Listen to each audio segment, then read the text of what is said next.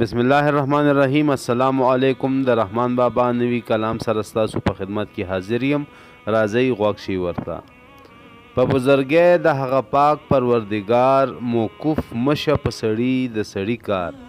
الله پاک دې د یو انسان کار بل انسان ته نه بندوي. په سړي چې د سړي غرض موقوف شي نور بې آبه بې حرمته شي روزګار. او د یو انسان کار یا غرض چې بل انسان سره پیدا شي د دې په وجه باندې د سړي عزت او حرمت ختمیږي. احتیاج هسې بلا ده په جهان کې چې پلار زوی کاندي د زوی او زوی د پلار، او محتاجي دا نه بده بلا ده په دنیا کې چې دا د پلار نه زوی جوړ کی او د زوی نه درته پلار جوړ کی. که د پیر په خپل مرید باندې غرض وي هیڅ یې نه وي په مرید باندې وقار.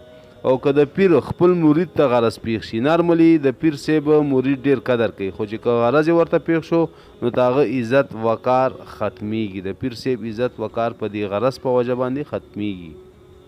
زمانه هسې بې مخه ده بې رویه چې غالب که په اسلام باندې کفار. وخت ډیر بې خاطره دی بې مخه دی، دې د چا هم پروا نه ساتي. که پروا دیو کا خو پروا به دیو کی، که پروا دیو نه که نو ذلیله به دی کی. مسلمانانو ته چې نن سبا وګور د مسلمانانو حالت ته نو په دنیا کې کافر غالب ښکاري او مسلمان مغلوب ښکاري. دا څه وجه ده؟ مسلمان ځان نه دی پیژندلی. د ده چې کومې طور طریقې وي د هغه پریښې دي، چې کوم د ده شان و شوکت و هغه ترې لاړو او اوس دا دی د غلامانو ژوند تېروي.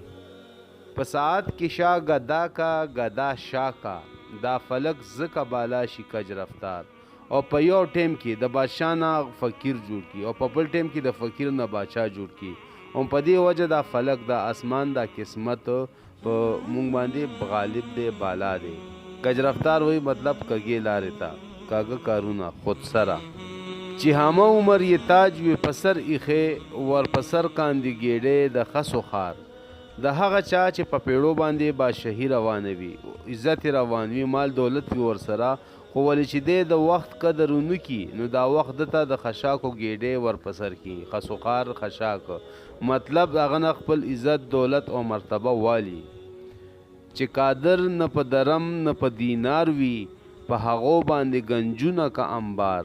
گنج وي خزانې ته. او داسې سړی چې تش لاس وي د روپۍ د یو درم د یو دینار مطلب د یو روپۍ قابل نه وي، خو ولې چې هغه وخت وپېژني خپل ځان وپېژني نو وخت هغه ته خزانې ور انبار کی، عزت او مرتبه وله ورکړي. زمانې د رحمان زړه دی کباب کړی له احواله یې څوک نه دي خبردار. رحمان بابا وایي چې وخت نه په دنیا کې څوک هم سلامت نه دي پاتې، او په ما رحمان باندې همداسې لوبې کړي دي، خو ولې ما حل نه دی ویلی په دې وجه څوک زما د حالاتو نه خبر نه دي.